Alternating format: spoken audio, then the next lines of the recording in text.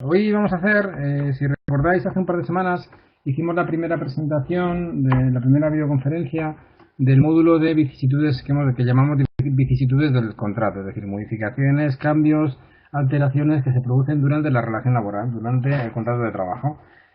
Hicimos 3 casos prácticos sobre modificación sustancial de condiciones de trabajo, movilidad geográfica y movilidad funcional, ¿vale? Hoy vamos a pasar y vamos a intentar hacer la clase, como siempre digo, lo más práctica posible, aunque bueno, sí que hoy tengo que explicar un poquito de teoría, ¿vale? Vamos a empezar con lo que es la suspensión del contrato de trabajo y luego pasaríamos a la extinción del contrato de trabajo, ¿vale?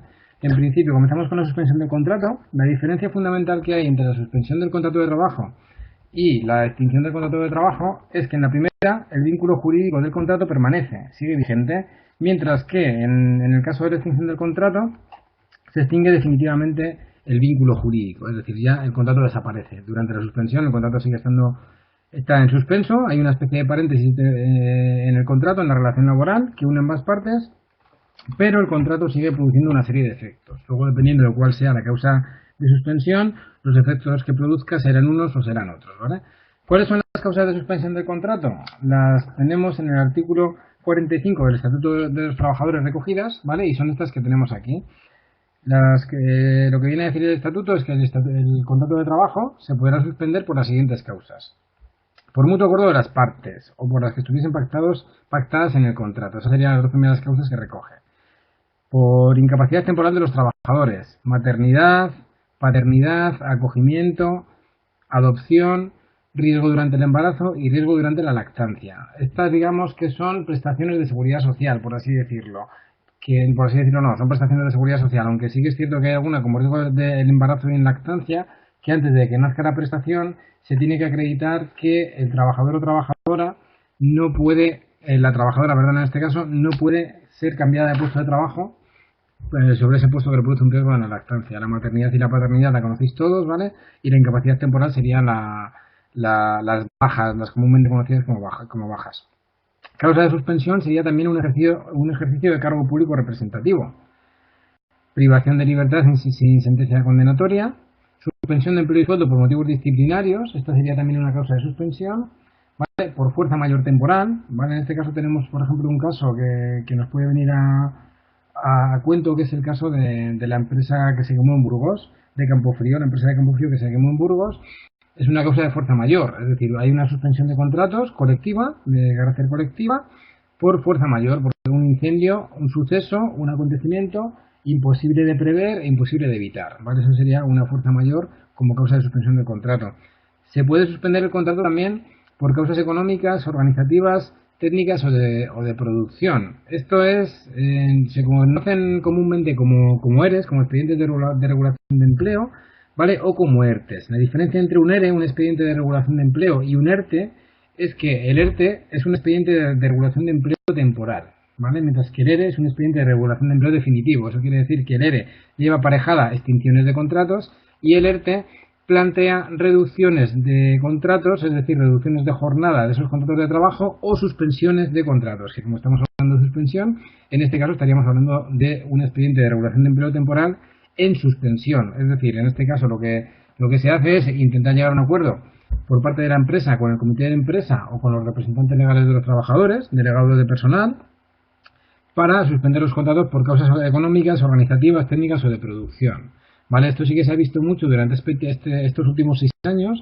Ha habido muchas empresas que han estado en expedientes de reducciones de jornada o expedientes de suspensiones de jornada. Las suspensiones de jornada luego depende un poco de la actividad productiva de la empresa. A ver, muchas veces lo que se hace es que estos expedientes en suspensión son rotativos, es decir, empresas grandes que están sometidas a una serie de turnos, pues lo que se hace muchas veces es que unos trabajadores paran una semana, 2 semanas, pero no paran todos los trabajadores para no terminar el ciclo productivo de la empresa, por así decirlo.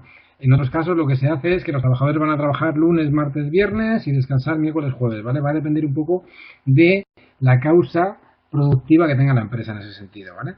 Luego también son causas de suspensión del contrato las excedencias. La excedencia puede ser voluntaria o puede ser forzosa.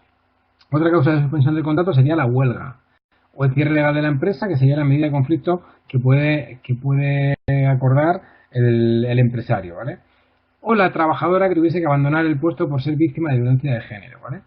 ¿Qué ocurre con las causas de suspensión? Que hay algunas causas de suspensión que prevén reserva de puesto de trabajo y otras que no prevén reserva de puesto de trabajo. Por ejemplo, en las que hemos visto aquí, cuando hay una causa de suspensión de contrato por ejercicio para cargo público representativo, ¿vale? Eso sería una causa de suspensión de contrato que prevé una reserva de puesto de trabajo. Es decir, ahora que hemos tenido elecciones locales y elecciones autonómicas, por ejemplo, las personas que han sido elegidas para los parlamentos autonómicos como diputados en Cortes, ¿vale? Estas personas van a ejercer un cargo público representativo, con lo cual tendrían derecho a una excedencia forzosa. Es decir, esa excedencia forzosa, en cierto modo, lo que va a hacer es generar antigüedad y el trabajador va a tener derecho a la reserva de su puesto de trabajo.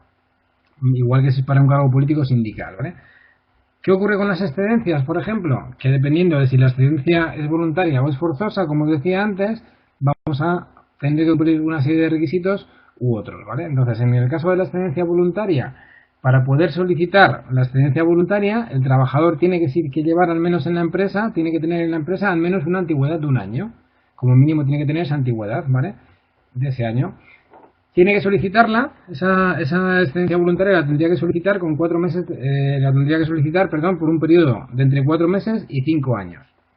¿Vale? En principio, habría que hacer una prórroga de la excedencia, pero el periodo inicial sería por 4 meses, el periodo sería mínimo de 4 meses y máximo de 5 años, cuando hablamos de excedencia voluntaria.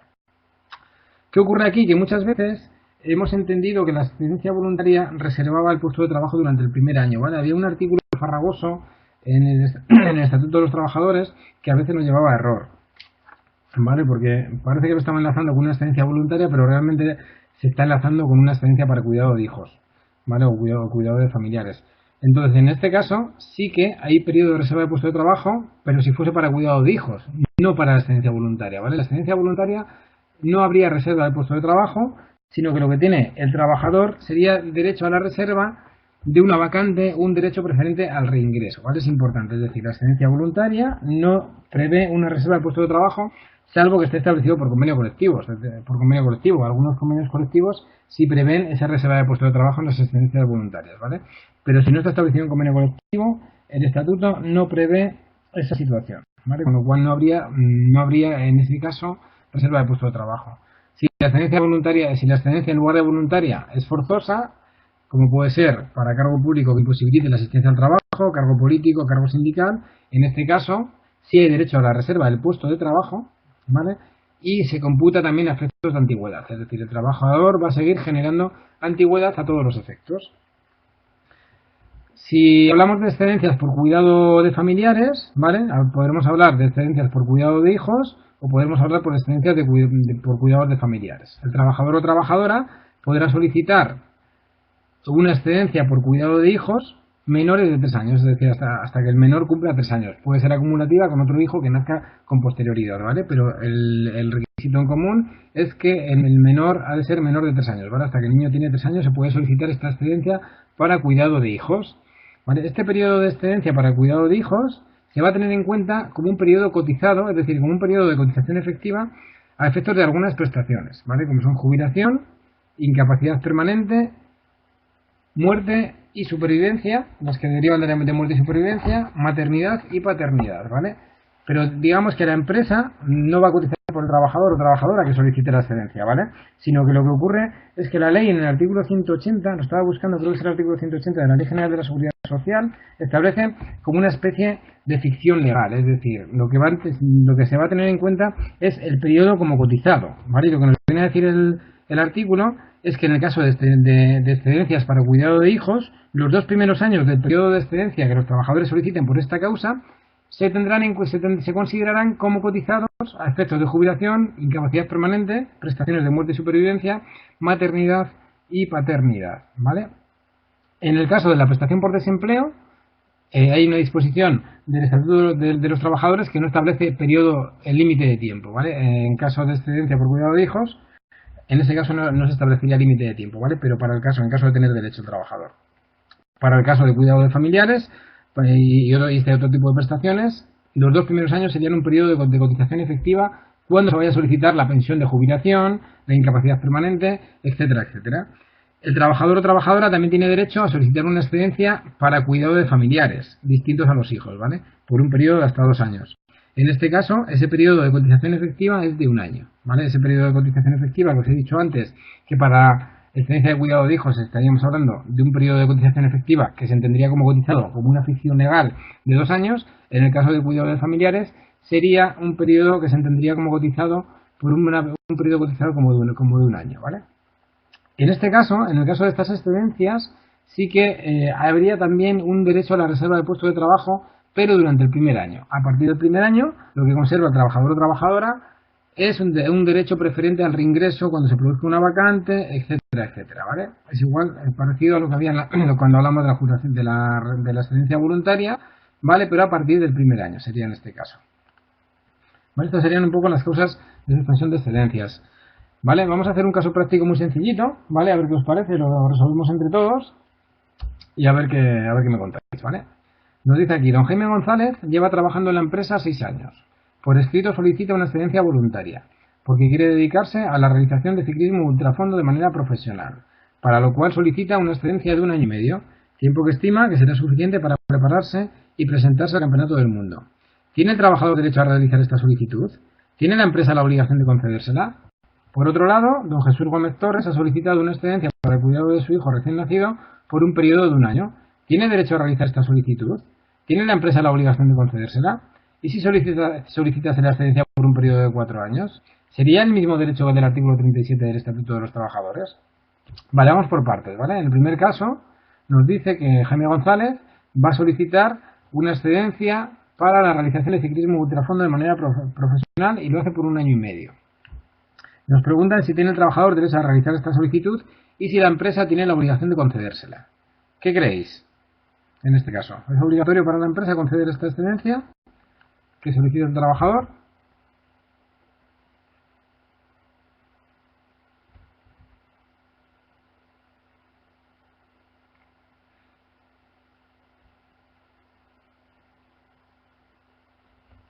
Parece claro que sí, ¿no? Está claro que lo que está solicitando el trabajador en este caso es una excedencia voluntaria. Está pidiendo una excedencia voluntaria, realmente, ¿vale? Entonces, en este caso, el trabajador, como tiene una antigüedad de más de 1 año, nos dice que lleva trabajando en la empresa 6 años, cumple ese requisito de una antigüedad en la empresa de más de 1 año, porque lleva 6 años, y pide una excedencia por 1 año y medio. Esa excedencia por 1 año y medio, que es solicitada, ¿vale? Cumple los requisitos que establece el Estatuto de los Trabajadores también, que es que sea por un mínimo de 4 meses y un máximo de 5 años, con lo cual en este caso sí tendría derecho a solicitarla. ¿Tendría reserva el puesto de trabajo? Este trabajador? Efectivamente no la tendría, ¿vale? Como hemos comentado antes, tendría derecho a la reserva de una vacante, un derecho preferente de reingreso, eso es. Vale, el segundo supuesto nos dice, por otro lado, don Jesús Gómez Torres ha solicitado una excedencia para el cuidado de su hijo recién nacido por un periodo de 1 año. ¿Tiene derecho a realizar esta solicitud? ¿Tiene la empresa la obligación de concedérsela? ¿Y si solicitase la excedencia por un periodo de 4 años? ¿Sería el mismo derecho que del artículo 37 del Estatuto de los Trabajadores? ¿Qué os parece en segundo caso? ¿De qué estaríamos hablando aquí?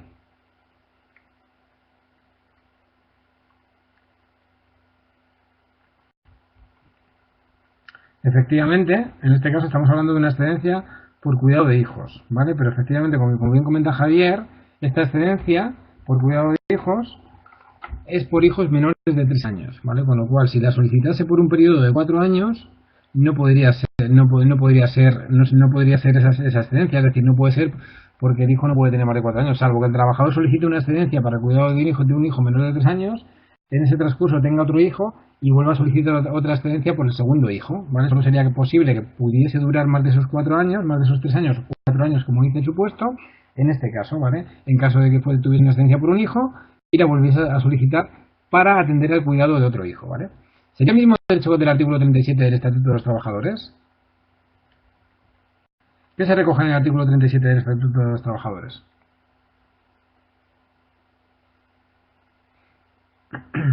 Es parecido, pero no es lo mismo, ¿vale? En el artículo 37 del Estatuto de los Trabajadores, en el 37.4 lo que se recoge es el derecho de los trabajadores y trabajadoras a solicitar una reducción de jornada para atender al cuidado de hijos, ¿vale? Es distinto, es decir, no es lo mismo una excedencia en la que dejas de trabajar en tu totalidad que una reducción de jornada por cuidado de hijos, ¿vale? En el caso de la reducción de jornada por cuidado de hijos, también se va a tener en cuenta un periodo como cotizado, ¿vale? Efectos de prestaciones, como hemos comentado antes, en caso de ser una excedencia, fuese una reducción de jornada para cuidado de hijos, nos ocurriría lo mismo, también habría un periodo que se entendería como cotizado, ¿vale? Durante los 2 primeros años, al igual que en la excedencia, se entenderían como un periodo cotizado, ¿vale? Vale, pasamos a analizar otra causa, ¿vale? Muy rapidito, analizaremos una causa muy parecida a esta cuando veamos la extinción del contrato, que comenzaremos hoy, pero bueno, terminaremos en la siguiente videoconferencia y hablaremos de tipos de despidos, ¿vale? Que es la suspensión colectiva, ¿vale? La que hemos visto con anterioridad. La suspensión colectiva puede tener lugar o bien por fuerza mayor, ¿vale? Como os he contado antes, que os he puesto el caso de Campofrío, de la fábrica de Campofrío en Burgos que se quemó, ¿vale? Que sería una suspensión colectiva de contratos por fuerza mayor, porque Campofrío está construyendo otra planta, y en principio la idea es volver a abrir en un periodo de menos de 2 años antes de que a los trabajadores se les terminen las prestaciones por desempleo, ¿vale?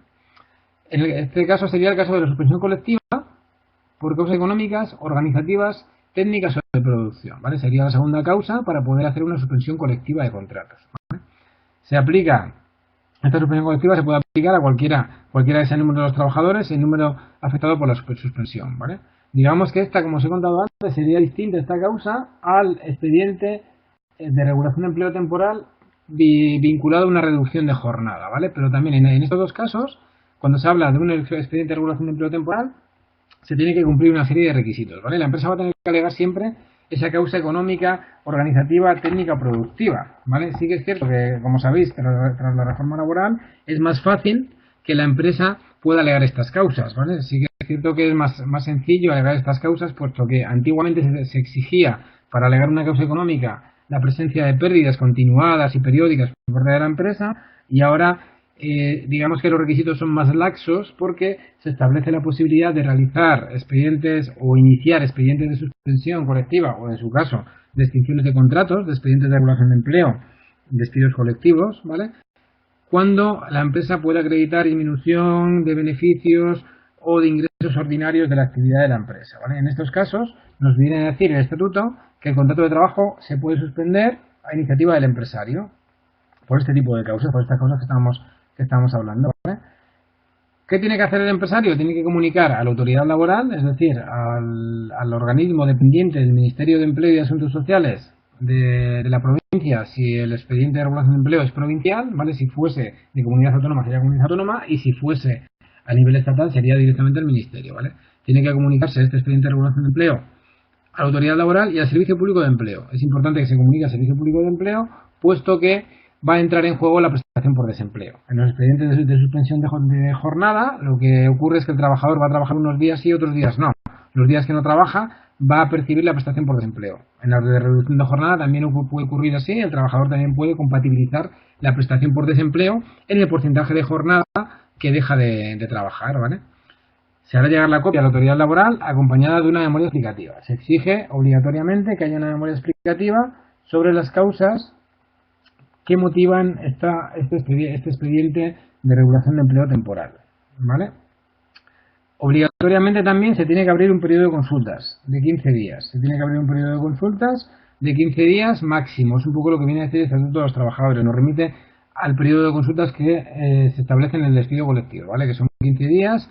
En ese periodo de consulta los trabajadores han de negociar, y los trabajadores, los representantes legales de los trabajadores, que serían los miembros del comité de empresa, delegados de personal, ¿vale? Han de negociar con buena fe y con vistas a la consecución de un acuerdo. Por una parte el comité de empresa y por otra parte la dirección de la empresa.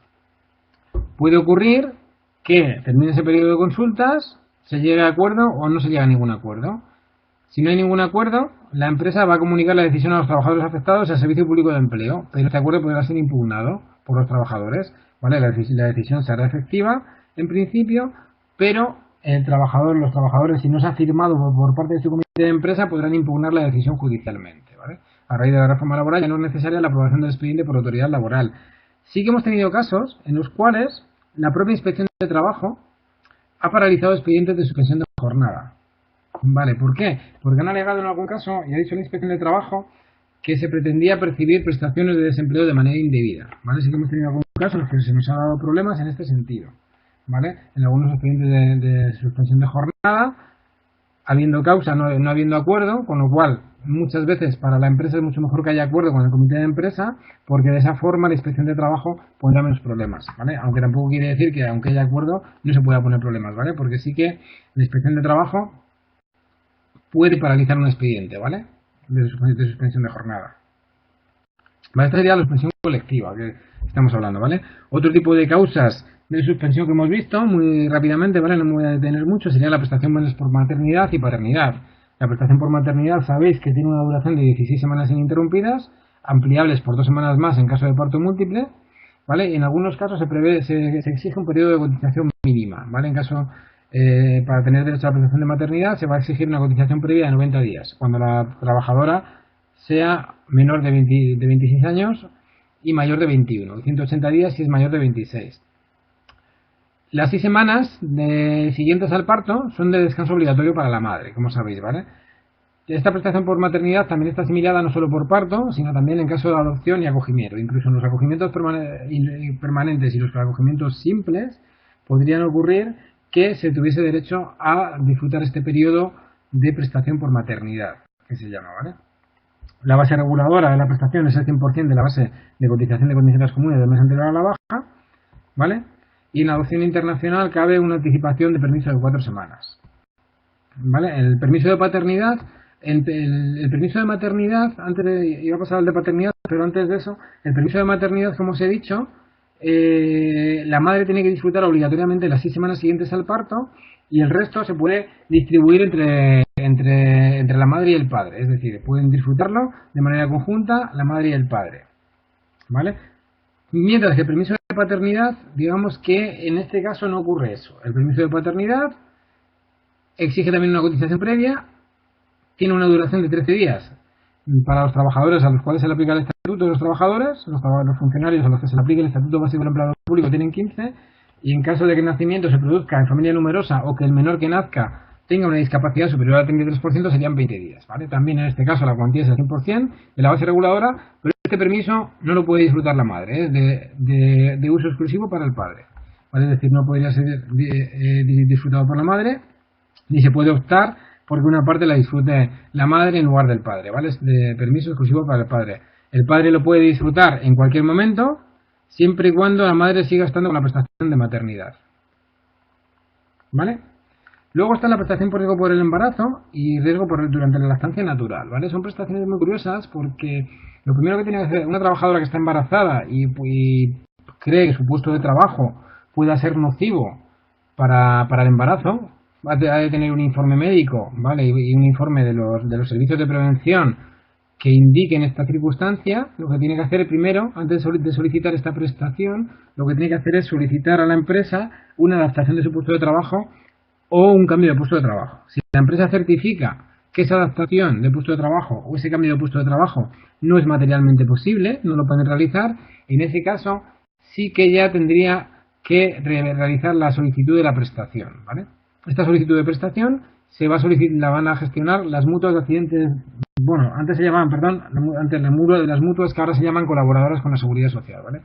Las mutuas que hasta finales del año pasado se llamaban mutuas colaboradoras, mutuas de accidentes de accidentes de trabajo, enfermedades profesionales, han cambiado su denominación y ahora se denominan mutuas colaboradoras con la Seguridad Social, ¿vale? Estas mutuas son las que gestionan este tipo de prestación, ¿vale? Se va a exigir que la trabajadora esté afiliada y esté de alta, ¿vale? Y la base reguladora será el 100% de la base de cotización de contingencias profesionales, ¿vale? Porque es una contingencia, tiene carácter de contingencia profesional. Quien lo va a pagar será en principio esta prestación, la va a abonar la mutua, va a ser la mutua de accidentes de trabajo y enfermedades profesionales, que ahora se llaman colaboradoras con la Seguridad Social, las que abonan esta prestación, ¿vale? Es cuando puede haber un riesgo para el embarazo. Puede ocurrir que una trabajadora también considere que puede haber un riesgo para la lactancia, es decir, que puede haber un riesgo para el lactante, ¿vale? También lo mismo tendría que hacer un informe, el servicio de prevención, la trabajadora solicitar a la empresa una adaptación, un cambio de puesto de trabajo, si fuese posible, ¿Vale? La lactancia, sabéis que la mujer tiene derecho a la lactancia para hijos menores de 9 meses, ¿vale? Y tiene derecho a un permiso de 1 hora para ausentarse del trabajo por lactancia, permiso que se puede acumular si lo prevén los convenios colectivos, pero además, si puede haber un riesgo para el lactante, puede caber esta prestación, ¿vale? Es una prestación de seguridad social en la cual, si ese cambio o esa adaptación de puesto de trabajo solicitada por la trabajadora no es posible por parte de la empresa lo tiene que certificar, se podría solicitar a la mutua esta prestación. Hemos tenido algún caso en los cuales se ha concedido sin problemas la prestación por riesgo por el embarazo, pero no por riesgo para la lactancia, porque se consideraba que el puesto de trabajo podría tener riesgo para el feto, pero no riesgo para el lactante, ¿vale? Estas serían también unas causas de suspensión del contrato de trabajo. ¿Vale? ¿Alguna duda hasta aquí? Me preguntaban los compañeros que si hay alguna posibilidad de que lo niegue la mutua. Sí, hay posibilidades de que lo niegue la mutua, ¿vale? Muchas veces, en algunas reclamaciones que yo he tenido con las mutuas, nos ha dado problemas esta prestación precisamente porque las mutuas entienden que el riesgo empieza en una semana y nosotros entendemos que el riesgo empieza antes. En esos casos nos queda pleitear muchas veces judicialmente cuando no tiene mucho sentido porque el riesgo desaparece. Entonces, ¿qué ocurre en estos casos? Que la única opción que le queda a la trabajadora, si realmente hay un riesgo para el embarazo y la mutua no le concede esa prestación, porque por ejemplo, imaginad, entra en un trabajo de oficina, la mutua X considera que ese riesgo comienza a partir de la semana 37, ¿vale? Imaginaos que tenemos unos informes que por el tipo de actividad que realiza una determinada trabajadora, el Instituto de Sanidad y Higiene en el Trabajo nos dice que ese riesgo empieza en la semana 34, ¿vale? La mutua lo va a denegar, ¿vale? Yo puedo hacer una reclamación previa y puedo ir al juzgado posteriormente. ¿Pero qué ocurre de la semana 34 a la 37? De la semana 34 a la 37 lo que asesoramos a la trabajadora en este caso es que vaya a su médico de atención primaria y su médico de atención primaria le puede emitir un parte de baja por contingencia común, ¿vale? Porque si la mutua no se lo da por contingencia profesional, que sería un riesgo por el embarazo, el problema que tenemos es que si realmente hay un riesgo para ese embarazo, podamos tener el problema de que pueda perder al niño esta trabajadora, ¿vale? Entonces, en ese caso hacemos eso y reclamamos judicialmente la prestación por riesgo por el embarazo a la mutua, efectivamente, ¿vale? Me preguntaba otra compañera que cuándo entra en vigor el permiso de paternidad de un mes. Buena pregunta. Supuestamente iba a entrar en vigor en la anterior legislatura, no sé si hace 2 legislaturas, porque era uno de los programas que llevaba el anterior gobierno en el programa y finalmente eso se paralizó, está ahí paralizado, sin edie y no sabemos cuándo va a entrar en vigor. ¿Vale? Vale, pues si no tenéis más dudas, pasamos a la extinción del contrato de trabajo, ¿vale? Vamos a hablar de extinción del contrato de trabajo y de despidos, lo que nos queda de esta clase, y en la siguiente clase, en la última videoconferencia, vamos a terminar también hablando de despidos. Haremos también igual, aunque ya hicimos cálculo de finiquitos la semana pasada, pero bueno, si nos da tiempo intentaremos hacer algún cálculo de alguna indemnización y demás, ¿vale? Como os decía antes, hay una diferencia fundamental entre la extinción del contrato de trabajo y la suspensión del contrato de trabajo, que es la permanencia o no del vínculo jurídico. Cuando el contrato se extingue, el contrato acaba, el contrato termina. El vínculo jurídico que unía ambas partes, que unía a empresa y a trabajador, desaparece. Las causas de extinción del contrato las configura el Estatuto de los Trabajadores, las detalla en el artículo 49, ¿vale? Y hay distintas causas de extinción del contrato. Por mutuo acuerdo de las partes o las que estuviesen pactadas en el contrato. Por incapacidad permanente de los trabajadores. Luego veremos alguna particularidad que tiene esta causa de extinción, ¿vale? La incapacidad permanente extingue el contrato, pero luego el Estatuto de los Trabajadores establece que hay una reserva de puesto de trabajo. Pero bueno, luego veremos que tiene particularidades. Por expiración del tiempo convenido en los contratos temporales, un contrato eventual por circunstancias de la producción que se ha celebrado por 6 meses, cuando llegan esos 6 meses el contrato se extingue, ¿vale? O por el fin de obra o servicio para el cual estaba realizado el contrato. Al terminar la obra se extingue el contrato.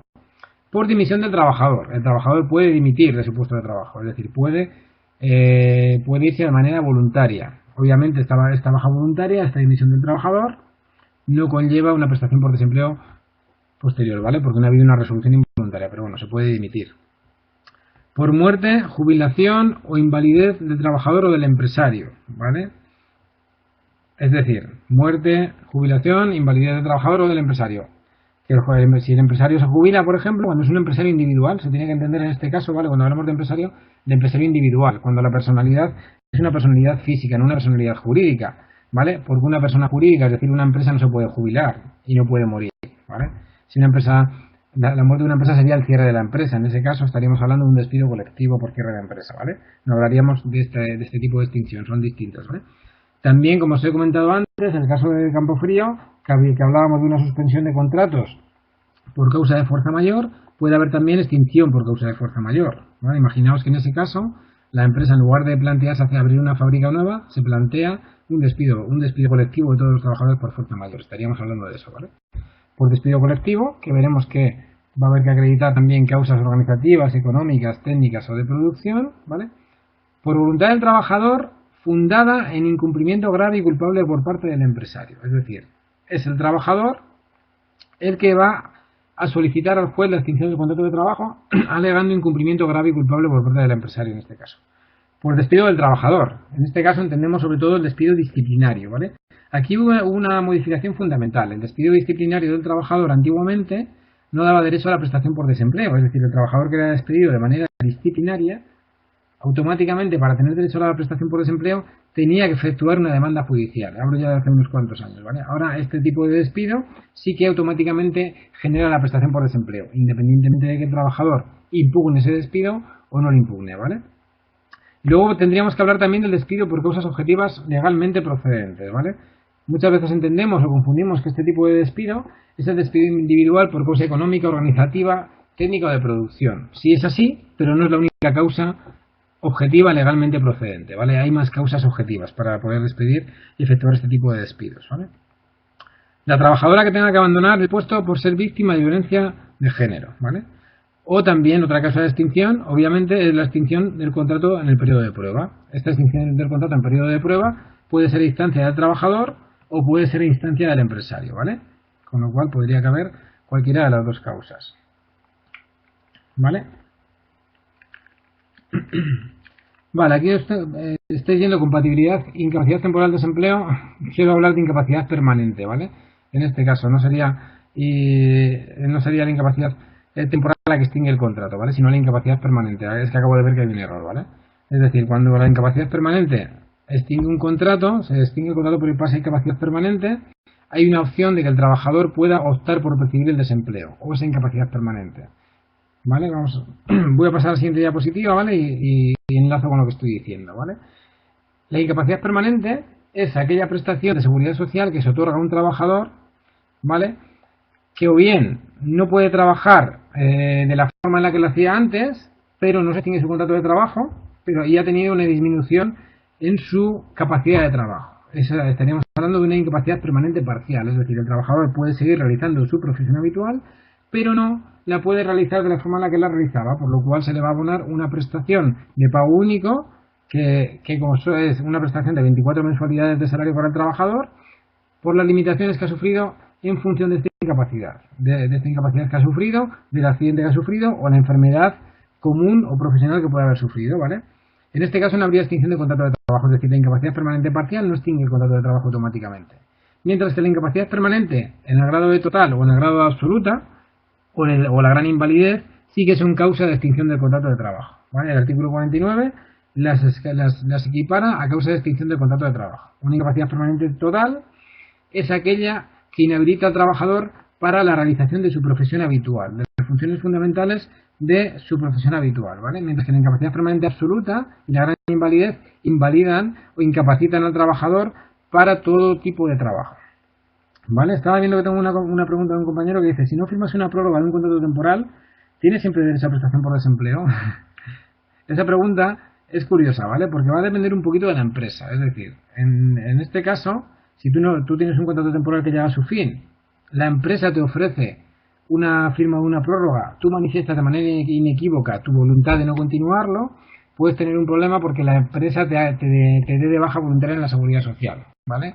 Y en ese caso no tendrías derecho a prestación por desempleo, ¿vale? Con lo cual, en esos casos es mejor intentar llegar a un acuerdo con la empresa para que la baja sea involuntaria y sea una baja automáticamente por extinción de contrato. Normalmente, si es una baja por extinción de contrato, hay derecho a prestación por desempleo, ¿vale?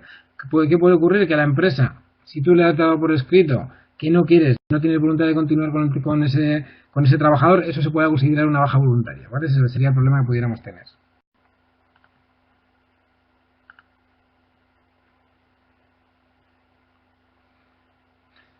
Vale, la incapacidad permanente, como os decía, es aquella situación en la cual el trabajador presenta reducciones anatómicas o funcionales, dice la ley, objetivables y previsiblemente definitivas, que supongan una disminución o una anulación de la capacidad laboral, ¿vale? La disminución hablaríamos de la incapacidad permanente parcial, ¿vale? Y anulación de capacidad laboral estaríamos hablando ya de una incapacidad permanente en grado de total o en grado de absoluta. Tras haber estado sometido a tratamiento médico y no haber sido dado de alta médica al trabajador, y suele ser una situación subsistente a la incapacidad temporal, ¿vale? Como os decía antes, ¿qué ocurre cuando a un trabajador se le concede una incapacidad permanente? ¿Vale? Que esta incapacidad permanente, si es total o absoluta, extingue el contrato de trabajo, ¿vale? Con lo cual, lo que ocurre es que el trabajador, cuando llega a una incapacidad permanente y se le concede esa incapacidad, puede optar por cobrar el desempleo o puede optar por percibir la incapacidad permanente. Si opta por percibir el desempleo, tendría que mantener esa opción durante todo el tiempo que le queda por percibir la prestación, ¿vale? Ha habido cambio en desempleo, porque la prestación por desempleo se percibe el 70% durante los primeros 6 meses y el 50% a partir de los 7 meses. El 50% y el 70% de la base reguladora de la prestación por desempleo, que son los 180 días inmediatamente anteriores, ¿vale? También hay una particularidad anterior a la incapacidad permanente, que es la de la incapacidad temporal, ¿vale? La incapacidad temporal, como os decía antes, también es una causa de suspensión del contrato, es decir, las bajas. Puede ocurrir que el contrato del trabajador se extinga estando el trabajador en incapacidad temporal, ¿vale? Si el trabajador está de baja y su contrato se extingue y no se le ha dado una incapacidad permanente, ¿vale? El trabajador seguirá percibiendo esa baja de incapacidad temporal, ¿vale? Hasta que sea dado de alta. ¿Qué ocurre? Que si la baja es por contingencia común, es decir, es una enfermedad común, no es un accidente laboral, todo el periodo que el trabajador esté percibiendo esa incapacidad temporal, luego se le descontará como consumido del desempleo. Mientras que si es contingencia profesional, el trabajador seguirá percibiendo la incapacidad temporal, pero ese periodo no se le va a descontar del desempleo, ¿vale? Vale, ¿alguna duda hasta aquí? Pregunta una compañera si la incapacidad, un compañero, perdón, si la incapacidad permanente parcial, por la incapacidad permanente parcial, ¿qué consecuencias tendría a la hora de reclamar el trabajador? Vale, no sé si te refieres si sería fácil solicitar esta incapacidad permanente parcial o no. Yo las he visto poco, es decir, la propia Seguridad Social, el Instituto Nacional de Seguridad Social, que es el organismo competente para emitir los dictámenes y otorgar las incapacidades permanentes, ¿vale? De oficio no suele reconocer muchas incapacidades permanentes parciales, porque es una incapacidad permanente que son 24 mensualidades de salario, que es una incapacidad permanente que es bastante, por así decirlo, golosa para los trabajadores, ¿vale? Y las que he tenido, las hemos tenido que ganar muchas veces en el juzgado, en estos casos, ¿vale? Porque no es fácil, no es muy objetivable este tipo de prestación, es decir, tenemos que acreditar que hay una disminución en el trabajo de al menos el 33%, pero el trabajador sigue pudiendo hacer la incapacidad, sigue pudiendo realizar su profesión habitual, ¿vale? Esa es la discusión. Tuvimos un caso de un trabajador al cual el INS le proponía una incapacidad permanente total, ¿vale? El INS le quería dar una incapacidad permanente total. El trabajador dijo que no, que él era apto para hacer su trabajo habitual, pero lo podía hacer con disminución de su capacidad, etcétera, etcétera. Entonces él judicialmente reclamó la incapacidad permanente parcial, ¿vale? Y finalmente la ganó judicialmente la incapacidad permanente parcial y siguió trabajando. Vale, pregunta Teodoro si el empresario no se jubila a la edad que le corresponde, si después puede extinguir los contratos a cualquier edad. Sí, es decir, la jubilación del empresario, el empresario se puede jubilar a los 65, a los 65 y medio o a los 66, ¿vale? Imaginaos que se jubila a los 66. Vale, la causa de extinción del contrato por jubilación del empresario es el acto de la jubilación, no el cumplimiento de la edad de los 65, ¿vale? O los 65 y 3 meses, que es ahora la edad legal de jubilación para algunos trabajadores, ¿vale? En jubilación hay mucho lío, porque se ha cambiado la ley y la edad legal de jubilación va cambiando de manera progresiva de los 65 a los 67 años. Pregunta Lidia que cuánto tiempo tiene que haber cotizado un trabajador para tener derecho a una prestación por incapacidad permanente total. Vale, pues esto está relacionado con el tipo de contingencia. Es decir, si la contingencia es profesional, no se exige ningún tipo de periodo previo de cotización, de periodo de carencia que se llama, ¿vale? Porque si el trabajador, en el caso de accidente de trabajo o enfermedad profesional, lo único que se exige es que el trabajador esté de alta. En caso de accidente no laboral, tampoco se exige un periodo previo de cotización, ¿vale? Se exige únicamente que el trabajador esté de alta. ¿Qué ocurre en el caso de enfermedad común? Que en el caso de enfermedad común va a depender de la edad del trabajador. Si el trabajador es menor de 31 años, esto es un poco complejo, pero bueno, como me has preguntado os lo cuento. Si el trabajador es menor de 31 años, tiene que acreditar haber cotizado perdón, una tercera parte desde que el trabajador desde que cumplió 20 años hasta la edad en la que se le concede la incapacidad. Mientras que si el trabajador es mayor de 31 años, tiene que acreditar haber cotizado una cuarta parte desde que cumplió los 31 años hasta la edad en la que se le concede la incapacidad permanente total, ¿vale? ¿Qué nos ocurre en estos casos? Solo en caso de contingencia común, ¿vale?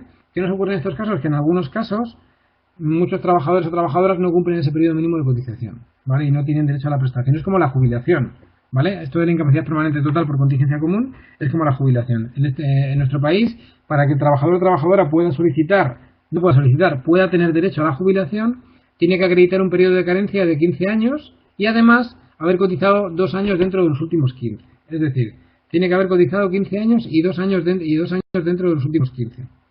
¿Vale? Ay, perdón, que me he pasado el caso. Vale, vamos a hacer un caso práctico, ¿vale? A ver qué, y lo comentamos. Nos dice el supuesto. El trabajador, Luis Ricardo Borriquero, sufre un accidente de moto con diversas lesiones de gravedad. Está en situación de incapacidad temporal durante 24 meses. Pasados los 730 días del periodo de baja, el equipo de valoración de incapacidades del INS emite el alta del trabajador, declarando que las limitaciones que padece no impiden la realización de su profesión habitual ni de ningún tipo de trabajo. Luis trabaja en una empresa que fabrica asientos para coches, con la necesidad de estar de pie 8 horas seguidas. El médico de la empresa y de la mutua revisan al trabajador y, teniendo en cuenta que tiene lesiones crónicas en su fémur y en su cadera, en dichos informes se declara a Luis como no apto. ¿Qué podría hacer la empresa en este caso? ¿Qué podría hacer el trabajador? ¿Tiene la empresa la obligación de cotizar durante todo el periodo de la incapacidad temporal? Vale, vamos por partes, ¿vale? Nos dice aquí que este trabajador sufre un accidente de moto, es decir, es un accidente no laboral, ¿vale? Claramente, con diversas lesiones de gravedad. Está de baja durante 24 meses, es decir, durante 730 días. Pasados esos 24 meses, el EBI, que se llama el Equipo de Valoración de Incapacidades del Instituto Nacional de Seguridad Social, emite el alta del trabajador y dice que las lesiones que padece no le impiden la realización de su profesión habitual, ni de ningún tipo de trabajo. Vale, ¿qué os parece este caso? Si fueseis el trabajador y si fueseis la empresa, ¿cómo lo veis?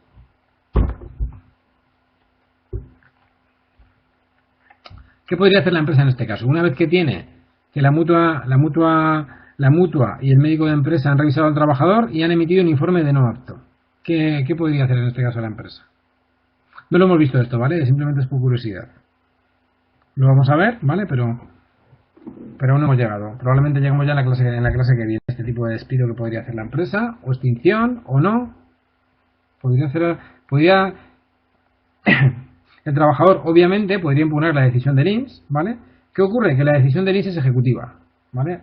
Como muy bien comenta Nicolau, tendríamos un plazo de 30 días para presentar una reclamación previa, ¿vale? La demanda no sería a Lidia, sino que sería al Instituto Nacional de Seguridad Social, ¿vale? Digamos que el EBI, el Equipo de Valoración de Incapacidades, es el grupo médico que decide esta situación, ¿vale? Pero luego lo que hace es un dictamen propuesta, un informe que va a mandar a la Seguridad Social y va a ser la dirección provincial de la provincia la que decida sobre esta situación, ¿vale? Entonces el trabajador, obviamente, en un plazo de 30 días podrá presentar una reclamación previa, ¿vale? La empresa tiene una opción, en el caso real ocurrió así, ¿vale? Tendría la opción de despedir al trabajador. Podría hacer un despido que vamos a ver en la próxima clase. Podría hacer un despido que se llama por causas objetivas legalmente procedentes por ineptitud sobrevenida del trabajador. Es decir, el trabajador pasa a ser no apto para la profesión habitual que viene realizando y la empresa con un certificado médico puede realizar ese tipo de despido. ¿Vale? Sería un despido por causas objetivas que lleva aparejada una indemnización de 20 días por año, ¿vale? Con límite máximo de 12 mensualidades. ¿Vale?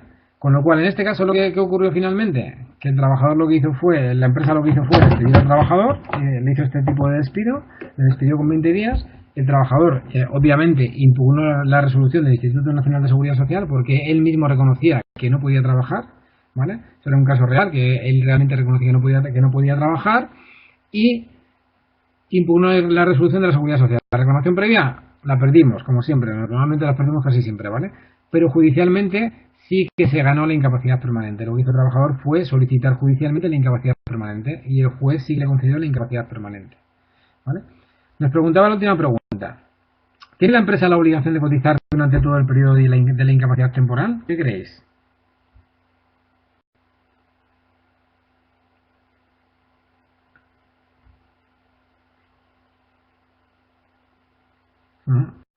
No, parte ins. Preguntaba a todos si la empresa podría también poner la reclamación administrativa y la posterior demanda. Realmente no, porque es una resolución que se le notifica al trabajador. Es decir, la incapacidad permanente se le concede o no se le concede al trabajador, ¿vale? Es el trabajador el que tiene que presentar esa reclamación previa y esa posterior demanda, ¿vale? No la empresa.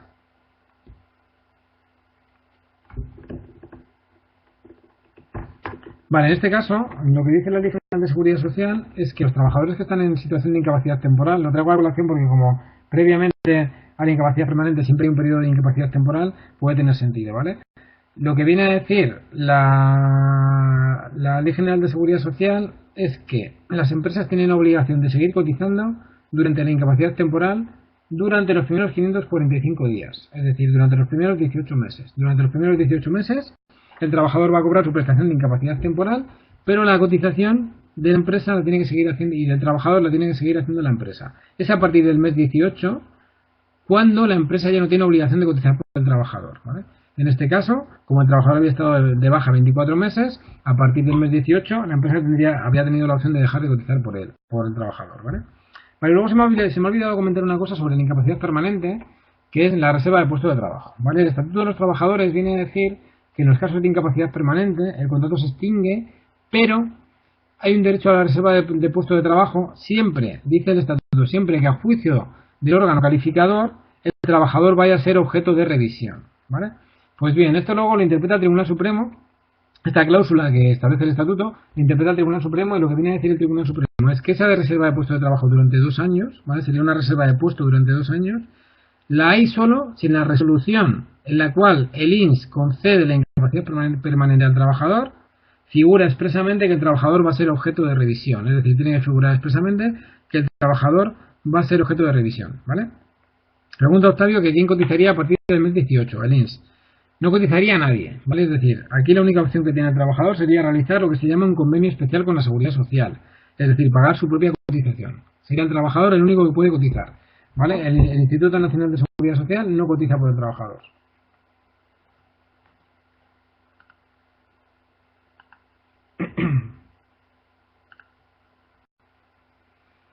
Vale, otra de las causas, ya la hemos visto, la hemos visto cuando hemos visto la parte de contratación, con lo cual lo paso muy rápido, ¿vale? Es por expiración del tiempo convenido, es decir, por llegar a término del contrato de trabajo. Un contrato eventual por circunstancias de la producción, un contrato por obra o servicio, etcétera, etcétera. Nos dice el Estatuto de los Trabajadores que en los contratos temporales superiores a 1 año hay una obligación de preaviso de 15 días, recordado, ¿vale? Y en este tipo de contratos llevan aparejada, los contratos temporales no todos, ¿vale? Recordad que los contratos de interinidad no llevan aparejada esta indemnización, entre otros, llevan aparejada una indemnización de 8 días de salario por cada año trabajado, aquellos que se celebraron en 2011, 9 los de 2012, 10 los de 2013, 11 los de 2014 y aquellos contratos celebrados ya a partir de este año, del 1 de enero de 2015, llevan aparejada una indemnización de 12 días por año. Vale, voy a comenzar el despido, ¿vale? Aunque no vamos a terminarlo hoy. Ya sé que me quedan 5 o 10 minutillos solo de clase, ¿vale? Pero vamos a ver las cosas principales y luego en la última videoconferencia, perdón, ya terminamos la parte de despido y hacemos casos prácticos, ¿vale? La última clase va a ser eminentemente práctica, ¿vale? ¿Qué es el despido? El despido es una causa de extinción del contrato, ¿vale? Pero hemos visto que hay distintas causas que podemos denominar como despido, distintas causas de extinción del contrato. El despido lo podemos definir como la cesación de servicios por parte del trabajador por voluntad unilateral del empresario. ¿De qué tipo de despidos vamos a hablar?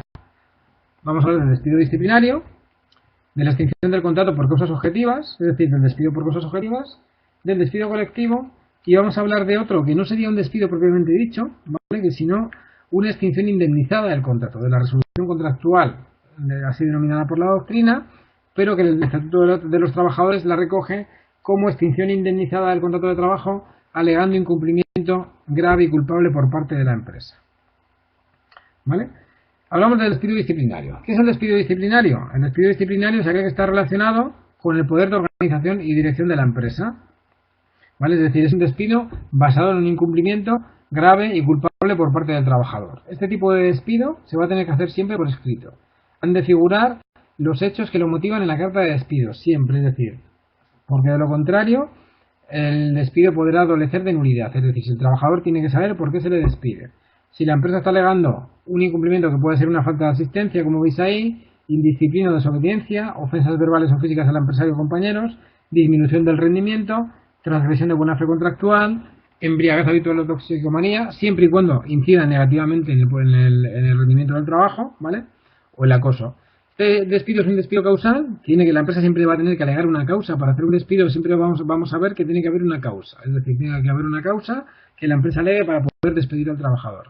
Y este despido no lleva aparejada ningún tipo de indemnización, ¿vale? Es decir, al trabajador se le despediría únicamente con el finiquito que le corresponda de salarios pendientes, vacaciones no disfrutadas y parte proporcional de las pagas extraordinarias, pero no lleva aparejada ningún tipo de indemnización.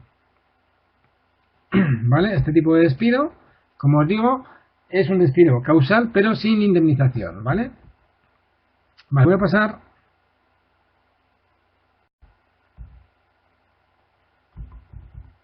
voy a buscar un caso práctico y dejamos el despido por causas objetivas para la siguiente clase, porque ya me quedan 4 minutillos.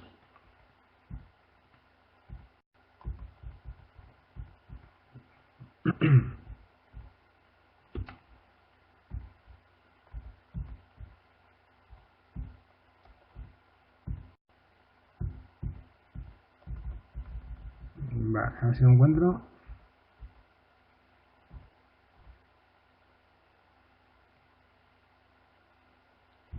Vale, vamos a hacer este caso, ¿vale? Y el despido, salvo que tengáis alguna duda, el despido disciplinario. Y ya dejamos el despido por causas objetivas para la siguiente clase y nos metemos ya y hacemos más casos prácticos, ¿vale? Vale, nos dice aquí este supuesto. María Alfavor trabaja para la empresa Manuel y Benito SL como administrativa, bajo la modalidad de un contrato indefinido bonificado desde el 1 de enero del año 2004.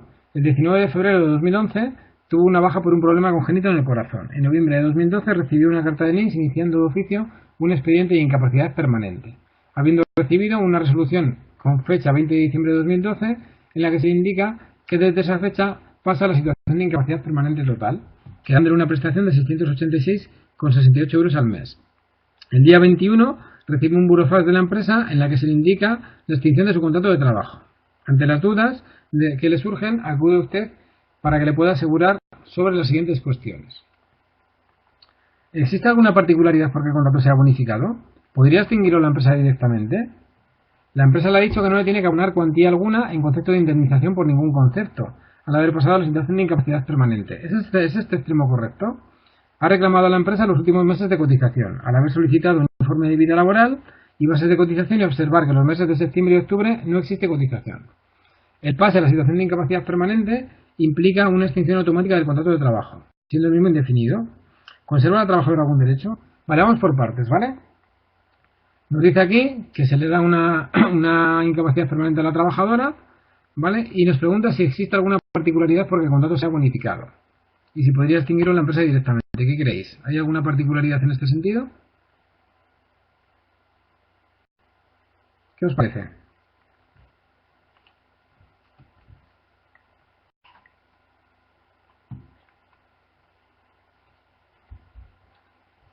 ¿No? Efectivamente, en principio no hay ningún tipo de particularidad porque el contrato sea indefinido, ¿vale? La incapacidad permanente, como hemos visto antes, es una causa de extinción del contrato, con lo cual, aunque el contrato sea indefinido bonificado, en principio no hay ningún tipo de particularidad. Ya ha pasado el periodo máximo probablemente en los cuales este contrato ha generado algún tipo de subvención de su comunidad autónoma, con lo cual en principio no había ningún tipo de problema, ¿vale? Nos dice la segunda pregunta.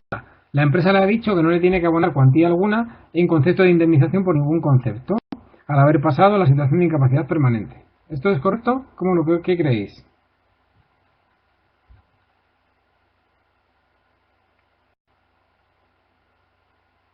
¿Tendría que abonarle algo a la empresa? ¿Algún tipo de indemnización por pasar incapacidad permanente?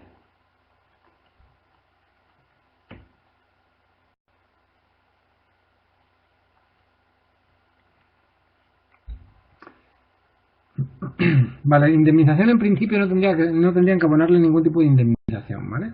¿Qué ocurre en este supuesto? Que nos dice aquí el supuesto que la trabajadora estuvo de baja previa, antes estuvo de baja, es decir, estuvo en situación de incapacidad temporal, ¿vale? Una vez pasa la incapacidad temporal se le concede la incapacidad permanente. La extinción de contrato por incapacidad permanente no lleva aparejada ningún tipo de indemnización. ¿Qué ocurre en este caso? Que tenemos que enlazarlo con una sentencia que salió en el año 2009 del Tribunal de Justicia de la Unión Europea, ¿vale? Y que posteriormente fue reflejada en la reforma laboral del año 2012, que es la posibilidad y el derecho que tienen los trabajadores y trabajadoras a disfrutar las vacaciones que no han podido disfrutar, efectivamente, como decía muy bien Teodoro, ¿vale? Las vacaciones que no han podido disfrutar durante el periodo de incapacidad temporal, ¿vale? Que esa sentencia lo que viene a decir es que los trabajadores tienen derecho a disfrutar las vacaciones en el momento en el que se reincorporen de la baja, de esa incapacidad temporal. ¿Qué ocurre en este caso? Que como hay una incapacidad temporal y de esa incapacidad temporal se pasa a una incapacidad permanente, el trabajador no ha podido disfrutar de esas vacaciones, que efectivamente, como bien comenta Nicolau, está establecido en un máximo de 18 meses, ¿vale? Es decir, se podrán disfrutar las vacaciones una vez se reincorpore, pues en un plazo máximo, con un máximo, de 18 meses.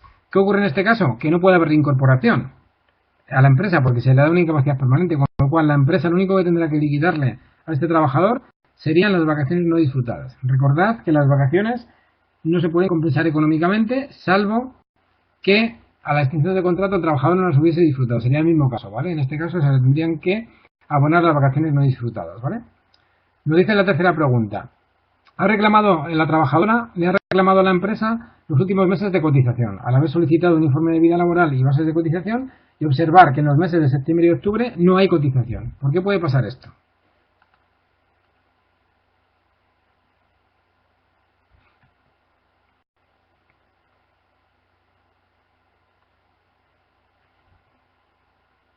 Esto es lo que os he contado antes, ¿vale? Relacionado con la duración máxima del periodo cotizado, ¿vale? Los 18 meses como máximo que la empresa tiene obligación de cotizar por el trabajador. Si han pasado los 18 meses, la empresa no está obligada a cotizar, como bien comenta Lidia, efectivamente, ¿vale?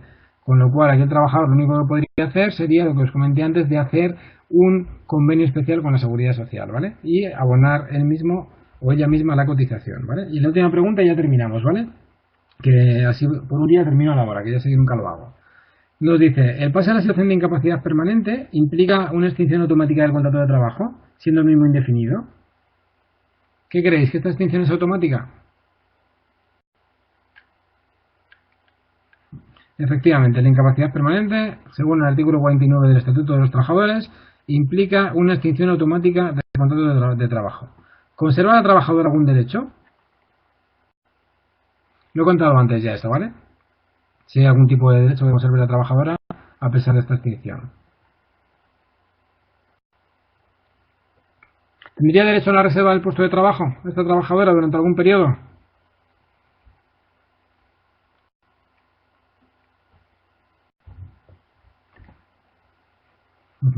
Efectivamente, ¿vale? Como muy bien comenta Cristina, en este caso, la trabajadora puede tener derecho a la reserva de su puesto de trabajo siempre que en la resolución de la Seguridad Social se establezca expresamente que la trabajadora vaya a ser objeto de revisión, es decir, se vaya a revisar su incapacidad permanente. Las incapacidades permanentes son todas revisables, se pueden revisar todas, ¿vale? Pero en el texto de la resolución puede constar un texto que diga lo siguiente: la trabajadora podrá ser revisada por agravación o por mejoría a partir de un año y medio, por ejemplo, ¿vale? Con ese texto el Tribunal Supremo entiende que no hay derecho a la reserva del puesto de trabajo, ¿vale? Para que haya reserva de puesto de trabajo, en la resolución de esta trabajadora tendría que poner: la trabajadora será objeto de revisión a partir de, ¿vale? Me pregunta una compañera si hay límite temporal para la revisión.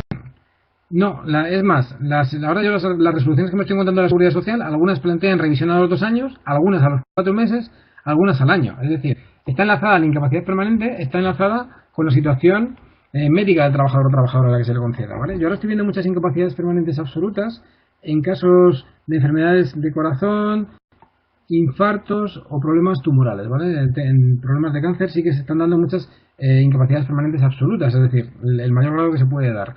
En temas de cáncer, ¿qué ocurre? Que si el trabajador o trabajadora, pasado un año y medio, se recupera, en ese caso volvería a su puesto de trabajo, si tuviese reservado su puesto de trabajo, y si no tuviese reservado su puesto de trabajo, no tendría puesto de trabajo. O sea, ese sería el problema, ¿vale? No hay un máximo, no hay un límite máximo temporal para la revisión. Pueden pasar 3 años, pueden pasar 4. Y la Seguridad Social siempre te pueden llamar para revisarte, ¿vale? Vale, pues yo si no tenéis ninguna pregunta más, por un día consigo terminar a la hora. Os pido disculpas por las otras clases en las que tenéis mucha paciencia conmigo, ¿vale? Y nada, nos vemos en la última videoconferencia y analizamos ya los tipos de despido, ¿vale? Y hacemos los casos prácticos que nos quedan, ¿vale? Muchas gracias, un saludo.